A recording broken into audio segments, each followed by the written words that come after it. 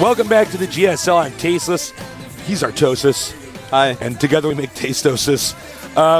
We just saw Rhett manhandle that poor Protoss guy. He did. The guy is just seriously talented. Yeah, we weren't lying when we said he was basically one of the best in the world. He's definitely a favorite for this tournament. I think with him and Hydra, those are like the two. I know, you can't forget about Hydra, man. Yeah. That kid is like, they're a very similar style. Kids love drones. It seems like these guys who had superior mechanics in StarCraft 1 are always picking Zerg. Because, if you have good mechanics and you're playing that race, you're just going to get so much stuff. A way to look at it, and there were actually several Terran players that did switch over to Zerg for this reason. In StarCraft 1, Terran was not always in all situations, but overall, it's kind of a passive macro race that kind of reacts. In StarCraft 1, it's like a lot of the game goes on inside of your base. Yeah. It was a way to put it. You got to make sure that the SCVs aren't blocking the other SCVs that are making depots. Yeah. You got to be clicking on all your barracks and stuff. And also, a lot of the game is reacting to your opponent, and that's kind of what the role Zerg has taken in this game. Of course, everyone does react to everyone else and stuff like that, but there's kind of more of a trend in the best way to play the race, where you're more of a reactive player. So, that's kind of the style of Rhett and Hydra. That's why they're two of the best Zerg players in StarCraft 2. Yeah, they're just solid. Now, coming up here, we have JSL Zenith against Kyrix Zenith. Yes. And let's take a look at them now. Now, what do you say? You want to do it? All right, let's do it. JSL, this guy is really good. He actually took out Nada. Yeah. In the qualifiers. He just messed up our tournament. So he took out Nada, and also he used to be known as Joker Game Eye in StarCraft 1, the pro gamer. Not a really popular one or anything, but I certainly remember him. So pretty interesting. Definitely a very good player, because I tell you what, man, I was watching Nada play at the GSL quals. So I taped some of that stuff for YouTube, and it was like sick. Oh my his God. hands, man, he's just so good. But this kid took him out, so obviously this kid way better. Yeah, I mean that's no small feat to beat Nada. No, and of course I actually thought Nada was going to get through into the round of 64. Of course, no he's question, Nada. He's Nada. Now here is our other Zenith player, Kyrix. This guy, actually, I know we just said this about Rhett, but he is one of the best Zergs in the world as well. Yeah, he definitely is. Yeah. And he has his complete own style. We've been calling it Kyrix style, the high economy Baneling aggression. He's really the first person that started doing that. He like actually drones exactly up. In the mid game. Yeah. He drones up, gets a good economy, and then hits you with Banelings and Zerglings. Yeah. That is the Kyrix style that we will be referring to when he does it. And when a lot of other Zergs do it, this guy really is the one that popularized it. Yeah, I mean, it's kind of revolutionary because it's a completely different style from somebody like Hydra or Rhett. Yeah, it's infinitely different, but at the same time, he's very successful. He got to the round of 8 of Season 2 of GSL, and he just won the G-Stars All-Star Tournament in Busan just this last weekend. So, very impressive there. They had so many great players, and he won over Foxer, Fake Boxer, Marine King, whatever you want to call him. Won against him in the finals. I know, man. He was like, he makes a news post saying he's going to change his name to Optimus Prime. We got to talk to him about controlling how many times the players could change their IDs. I don't know how many people I can refer to in a sentence. Yeah. But, these are actually two people that could have easily met in the round of 16. Yeah. Or the final 8. I agree with you right on there. This could have been a round of 16 match. So it's actually kind of unfortunate that we're casting this at the round of 64. But then again, I guess this is going to be this is to be expected, considering how much more popular the GSL is in Season 3 compared to Season 1. So many more people are playing in this. And, I guess we're going to have people that are this good just playing right off the bat. Yeah, it happens. So it happens. It's a great matchup. Crazy. I am excited about it. Let's take a look at the maps. We got Metalopolis, Delta Quadrant, and the last map is going to be Jungle Basin. All right, well, the standard rules don't apply as to what maps a certain race will like when Kyrix is involved, because this guy is so aggressive, he probably wants to play on Steps of War. This guy... Really, he wins on maps like that because he gets so aggressive. So normally I would be like, okay, well, Delta Quadrant, our Zerg players normally don't like this map against Terran. Yeah. But Kyrix, on the other hand, he's like, oh, the main is closer? the naturals are closer. That means my banelings get there faster. He might really like that. It kind of suits his that's style. Actually a very good point. Kyrix is a kind of player that doesn't necessarily need to get a third base before he has the advantage. Yeah. He loves to get the advantage off two base. They're like surgeon Zergs. I mean, they get the scalpel out, they just cut open, and well, they don't do what most surgeons do, which is help people to actually kill you. This is it's like a surgeon with a chainsaw tasteless. It's actually like the movie Saw right now. Yeah. So it's like a lumberjack operating on that metaphor fails. Can we start over? Can we just start this cast over? Grab Rhett, bring him back in here. We can do it like we did yesterday. Just like, turn off your computer. I'll walk in there and do the makeup again, come out here, and I'll come out with a better metaphor. But they can't always work. No, seriously though. I mean, it is. Oh, it isn't. It's actually about to start. Get ready for this awesome TVZ. This is the GSL.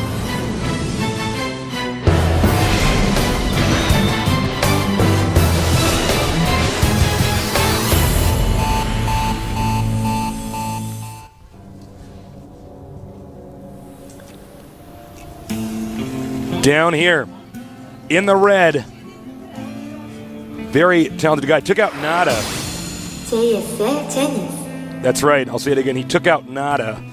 Yeah. So Nada, we expected him to be in this guy's place, but apparently this guy is the Nada Slayer. And over here, I like go to the Overlord. Well, it's far positions. But again, it's hard to really predict what Kyrix is going to like because this guy, not only does he get aggressive basically every single game, but eventually when it gets through to him that the aggression is no longer going to work, he will expand a bunch and just make a lot of units, most of which will be banelings, yes. But, it's not like he's some low econ cheesy Zerg at all. He likes the high econ. So what he does is he cripples his opponent or kills them in the mid-game. Yeah. And then he gets a lead. Yeah, absolutely. It's a very volatile style, though, to be fair, because banelings are one-time use only. So if you don't hit them just right, then you can get quite far behind. Now, our Terran player is going to wall in. The big question is he going to get that second barracks? Because we've seen so many Marine SCV-style plays, and that Marine SCV rush could be very strong against somebody like Kyrix who doesn't get his advantage in the early game.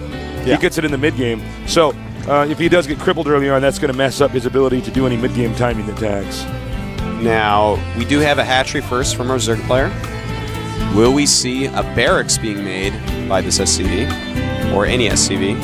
I really want to see if he's going to go ahead and get the second barracks, because he isn't getting gas yet, so it's a possibility that he'll go expansion first. Kyrix loves it when people go expansion first, because that means his banelings are not going to run into the siege tanks. I would be surprised if JSL does go command center first, but it is a possibility. It's beginning to look like it. Yeah, I mean, he is not taking his gas, as you can see. But of course, it could just be a Marine SCV rush or a Marine pressure. There's a lot of different things that you can do with this, but it looks like he is going to go ahead and He's going to do it. Now, we yeah. both predicted that this would probably be pretty effective. Well, Kyrix would be quite effective against something like this.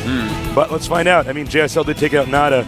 Yeah. Kyrix is right up there with Nada. Well, now, here's the thing about Kyrix. He's absolutely a great player.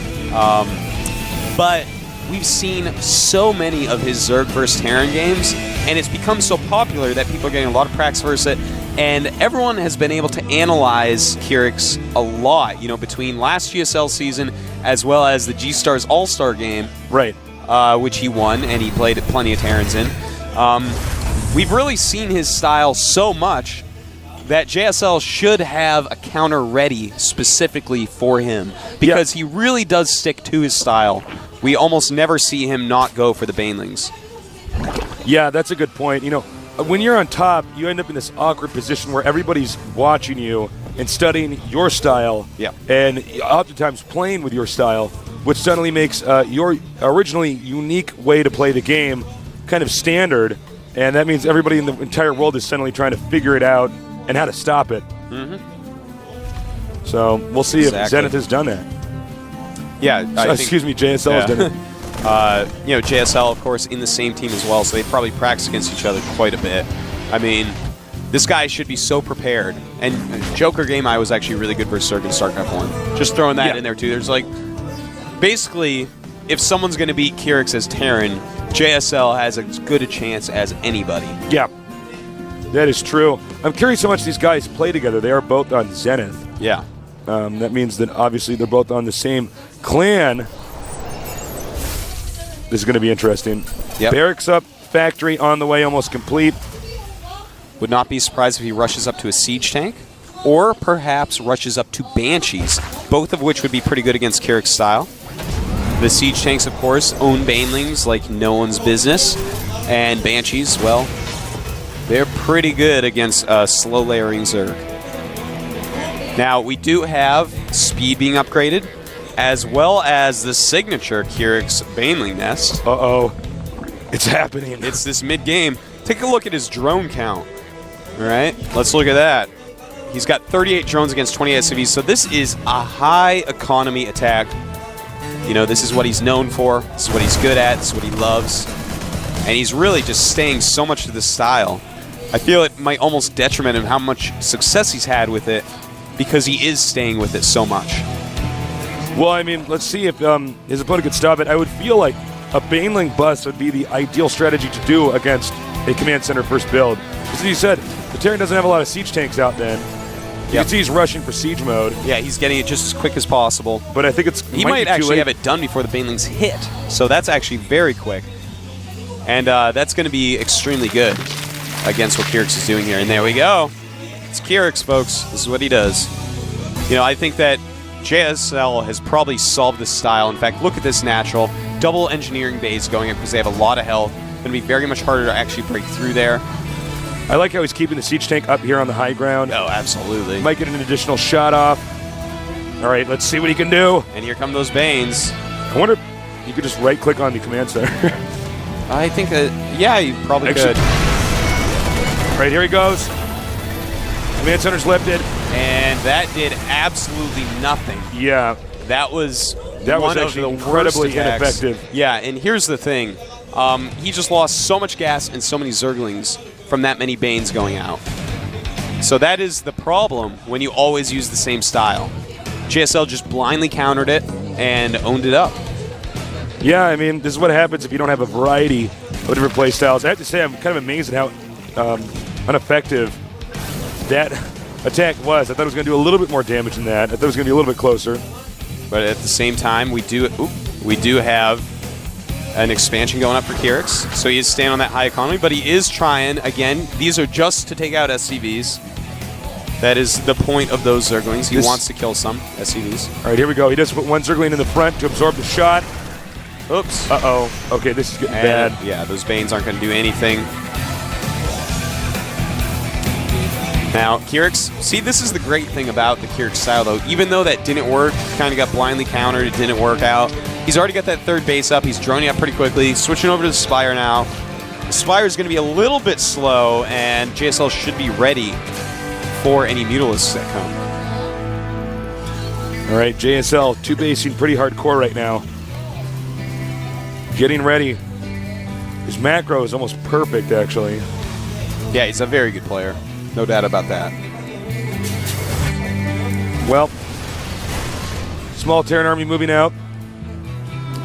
Remember, Zerg against a Terran can't really expand here because they can just get siege tanks and blast you. Yeah. So the Zerg has to kind of hug the corners of the map in this matchup, on this map. And that's kind of what they want to do anyways. You want your expansions to be far away from the Terran so that it takes him longer to get there. You have more time to react. That's one of the reasons why Zergs really love Metalopolis. Yeah, the farther away you are from your opponent, and the farther away your expansions can be from your opponent, the better it is for you. Terran's moving out, and this force looks pretty deadly. It is. Note that the spiraling just completed. We have Mutas. 21 Banes are morphing. A lot of Zerglings making. Oh my god, right here. Now the thing is, he has Marauders in with this army. He has Siege Tanks as well. And nice small stim here. The combinations, though, of Marauders and Siege Tanks do very well against Banes. So we're going to have to see. And he takes a tank shot to the Banes already. Cannot be happy with that. And GSL looks like he is just dismantling everything that Kyrix is doing right here. Yeah, this is pretty brutal. Look at the spacing here, too. Oh, but the Muta's coming in here. They're going to take out this tank, and the siege tanks are pretty much everything for the Terran army against the Banelings, which Kyrix is so good with. That's right. Meanwhile, we got a drop over here. Critical tech structure, the Baneling nest. Nice save there by Kyrix. Meanwhile, we got an attack going on down here. He's getting Kyrix's main army out of position. But Kyrix countering into his army now. And these Banelings, they are going to be spent on these siege tanks quite a bit and loses a lot. And it looks like he's going to lose his third as well. But he does have another base going up on the left-hand side of the map right there. No drones quite yet. But right now, it really is looking quite good for JSL. This is really impressive play from our Terran player. Take a look here. Banelings and Mutas moving in here. But JSL's micro is just so good. Yeah, man. His micro, his planning, his unit composition, it all says anti-Kyrix, and that is what is going on. Kyrix is going to have to GG in a moment here. This attack is actually too much. No way he's going to be able to hold this off. No wonder this guy killed Nada. Seriously. Yeah, definitely. Very good player. Nice siege tank splash there.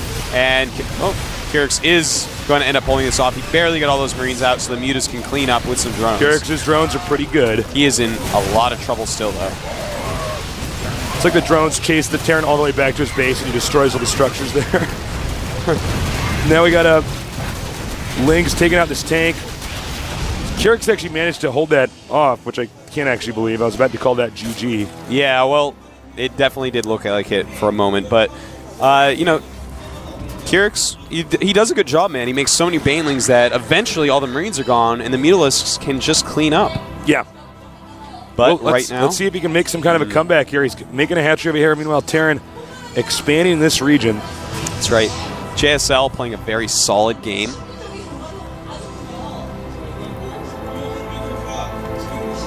And we do have right now, checking out the upgrades, we have +1 carapace for Zerg, +1 attack for Terran. He's going to gear up for a possible counterattack. But JSL had to be pretty confident to actually build the command center over here rather than build it back here somewhere safe and then float it. However, it is going to finish. He's probably going to make that into a planetary. Would not surprise me after he unloads his SCVs. You just coming up seeing those turrets. All right. I'm curious now as to what the Zerg is going to do in this situation. Wow. If he's going to attack, he has to do it before that planetary finishes. Because at times when you're Zerg, the planetary fortress can be almost unapproachable. Yeah, you got to be very careful with that. It especially owns up Zerglings. But if you have enough Banes, you can just right-click on it. And, you know, that's true, actually. All right, here we go. Here we go. Is he going to do it? He's just going to target. And that was not enough Banelings. Oh, my God. That actually might have cost him the game. Yeah, I know. That was completely bad. Yeah. Basically lost all his army, a ton of gas. That was 16 Banes. He lost about a couple Mutas in there as well. And now that's at full health. That is a lot of gas as well. So that was about 600 gas loss right there. It looks like that's going to trigger the Terran to just go ahead and attack now. He's like, oh, you did that? Okay, here I go. And Kyrix coming in out of nowhere with these Banes. Wow. I've never seen Banelings become so useless against a Terran player. You know, you need to hit these special numbers where you actually have enough to close the gap against all these ranged units with their plus attack upgrades. But, you know, Kyrix just keeps spending them, and he never hits those numbers, and JSL runs him over, as we are seeing here. It sucks to be this queen pop, and now you're like, hey, guys, oh, my God. Oh, no, it's Marines! Don't you touch the hatchery. I think that's actually going to be game. Now, you never know, because Banelings can do a lot of damage all at once, but... No, wait, hold on a second. Does Terran actually doesn't know about this expansion yet. The fact that Kyrix isn't leaving should give him some hint that he's probably on more than 2 bases. That should be a simple tell right there. Yeah. Zerg can't win with 2 bases against Terran with 3 bases. Zerg, of course, is always supposed to be ahead of his opponent. Yeah. And there it is. GG. And it looks like JSL, man, he has solved the Kyrix style. He's figured out that Kyrix Rubik's Cube style, and now, I gotta say, his positioning with the armies was so perfect. defensively and offensively. Yeah. Defensively, he had the siege tank on the high ground. Marines blocking that because he knows the siege tank is what's going to stop those banelings. Offensively, I like how he spread out those tanks on the high ground in the Zerg's turf on Metalopolis, splitting his army up because, banelings are only good if your opponent's army is clumped together. Yeah. If it's not one-on-one, they are very cost inefficient. Yeah, I mean, if you just kill a Marine with a baneling or have, a few banelings hit a Marauder, that's not the point of it. Yeah. So he's stopping that by actually having his army spread out, probably on about 4 or 5 hotkey groups, it almost seemed like. He also wasn't mass stimming. Yeah. There were several moments where in that first big attack from the Terran, he only stimmed like 4 or 5 Marines, sent that out. And that way he wasn't over-stimming, so he had medevac energy. It was just really impressive. Yeah. He definitely deserved to win that game. GSL playing really greatly, and just strategically, he's peeled apart, really studied Kyrix's style. Yeah. The quick siege tanks with siege mode are key to holding off this baneling aggression because the baneling's just kind of rolling in a clump, and then he loses a bunch of them, and it's like, well, lift off that command center, and what are you going to do now, Kyrix? He's like, oh, I'm not sure. So there you go. Pretty brutal, to be honest. The countdown has started. Let's get ready for game number 2 and see if Kyrix can have a comeback.